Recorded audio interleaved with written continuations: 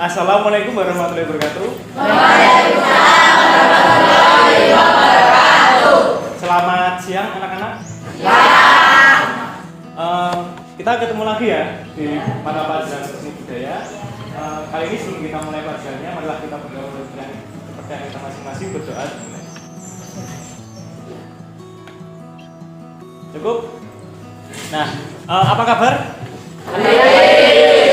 Hari ini kita mempelajari materi baru, yakni flora dan fauna. Nah, sebelumnya ada yang tahu nggak flora dan fauna itu apa?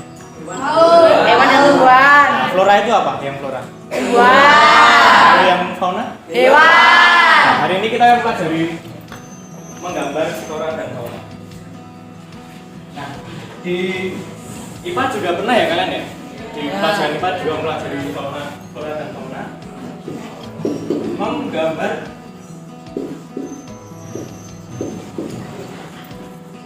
flora,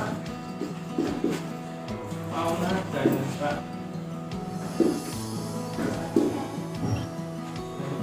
alam benda.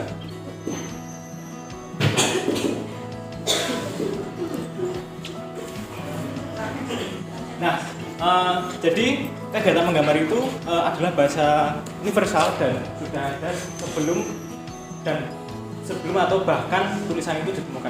Nah, menggambar itu bisa juga dilakukan dengan imajinasi ataupun dengan objek secara langsung gitu ya, menggambar hidupannya gitu. Kita ada objek hidupannya itu juga bisa kita gambar.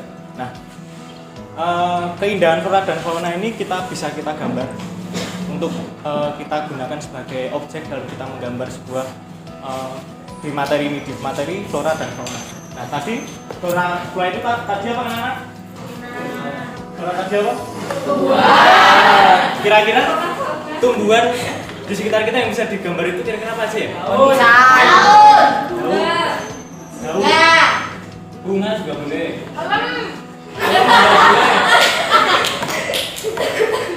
Nah, kemudian ada fauna. Fauna itu tadi apa? Hewan. Kira-kira apa ya yang bisa digambar di sekitar kita? Ayam boleh. Ayam. Sapi. Kucing juga boleh. Anjing. Boleh. Ulaika. Ular. T-Rex. T-Rex apakah kalian pernah melihat T-Rex secara langsung? Yang ada di sekitar kita dulu. Kuku boleh.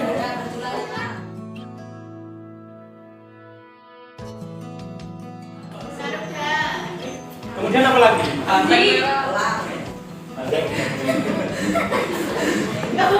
Kemudian yang terakhir ini ada alam benda. Alam benda itu kira-kira apa ya? Benda alam. Ada yang tahu nggak? Nah, kalau nggak tahu alam benda itu kayak batu, air, ranting-ranting ya, itu alam benda.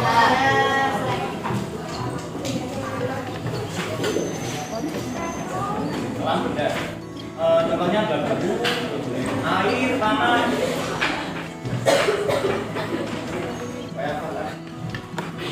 Nah, setelah kita mengetahui kita akan menggambar apa, tentu saja kita akan harus mengetahui apa saja komposisi-komposisi yang ada saat kita menggambar. Nah, komposisi-komposisi itu apakah ada yang tahu atau ingat komposisi apa saja? Tidak ada yang tahu? Nah, komposisi yang bisa kita gunakan adalah komposisi asimetris dan simetris. Nah,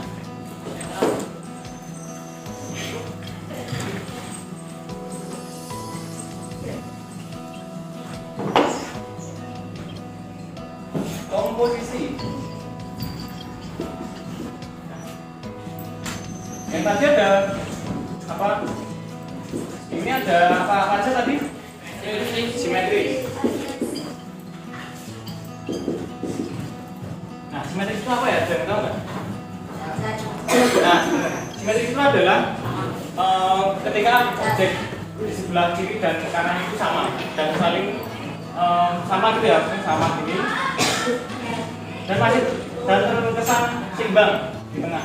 Nah, kemudian ada lagi yang tadi yang terakhir apa? Asimetris. Asimetris itu apa? Kebalikannya dari itu. Asimetris itu berarti kalau simetris itu jajar berarti yang asimetris itu tidak sama. Misal ini ada cangkir. Nah, cangkirnya itu ini udah dengan tapi ini ada bedanya itu kan jadi enggak dari kanan sama kiri kan enggak sama tuh. Nah, ini jadi komposisi asimetris. Tapi masih menunjukkan kesan atau di tempat objek yang di tengah-tengah gitu. Ini asimetris. Kemudian setelah kita tahu komposisi yang kita gunakan, misal aku pengen gambar pakai komposisi simetris nih gitu. Nah, habis itu kita bisa langsung menggunakan atau menggunakan bahan langsung menggambar dengan menggunakan kertas ABS atau kertas gambar ya, yang kalian miliki atau punya. Nah, kemudian alat-alat yang kita bisa gunakan yaitu kertas, pensil warna atau pensil 2B, nah, dan penghapus ya anak. Ini tadi alat dan bahannya ada pensil, kemudian ada pensil warna, nggak boleh pensil warna, terus penghapus. Nah, kalian tahu nggak sih perbedaan antara pensil? Kan ada tuh kayak H sampai B, pensil H sampai B, tahu nggak? Nah, kalau pensil H itu kan itu permukaan itu kan di ujungnya ini kan keras yang hitam itu. Nah, itu pensil H itu cenderung tidak gelap. Nah, kalau yang B ke atas misal ada B1 sampai 2B, 3B sampai 8B itu kan karena pensil B itu menggunakan arang yang sangat lunak, jadi akan menimbulkan kesan yang gelap gitu ya. Jadi kalau ingin menggambar atau mewarnai bidang-bidang yang gelap menggunakan pensil B 8B, semakin banyak jumlah nilainya, semakin gelap kesan yang akan kita terima. Nah, kemudian setelah kita mempersiapkan alat dan bahan, kita mewarnai menggambar objek yang ada di depan kita setelah kita mencarinya. Nah, setelah itu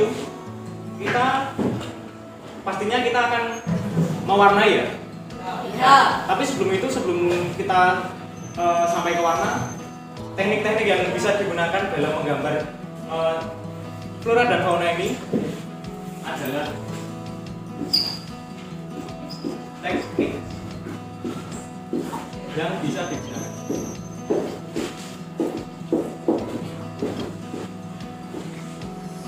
Nah, kalian bisa catat ya, sambil dicatat dulu. Nah, apa sih Pak teknik-teknik yang bisa digunakan saat kita menggambar flora dan fauna ini? Nah, teknik-teknik itu adalah teknik arsir, teknik pointillis, teknik Brussels, gitu tahu nggak kalian? Belum tahu ya? Ada yang tahu, ada yang belum. Nah, ya bagi yang belum tahu, saya akan memberikan contoh apa sih itu gambar arsir, apa sih itu teknik arsir gitu. Nah, di sini saya akan menggambar vas.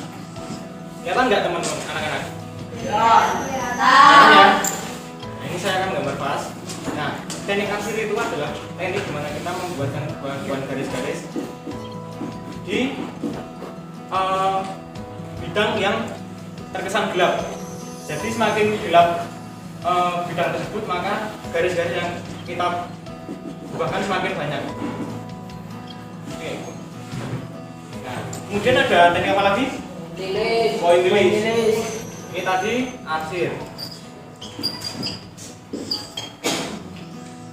Nah, kalau pointillis itu apa ya?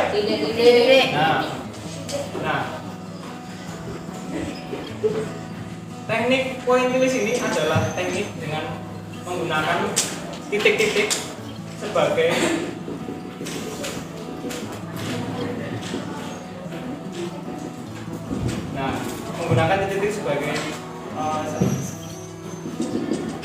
kayak gini, seperti ini.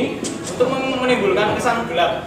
Jadi semakin gelap bidang tersebut. Jadi misal arah saya dari sini, kan di sini makin gelap ya anak-anak. Nah, jadi yang sini itu semakin banyak titik-titik yang kita butuhkan atau kita titik. Nah, kemudian apa lagi? Dusel. Dusel. Nah, kalau dusel itu apa ya? Mudahan.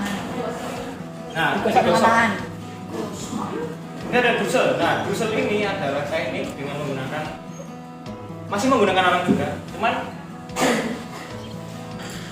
dusel ini kita gunakan dengan menggunakan tangan atau boleh dengan pakai cotton bud. Tahu cotton bud nggak?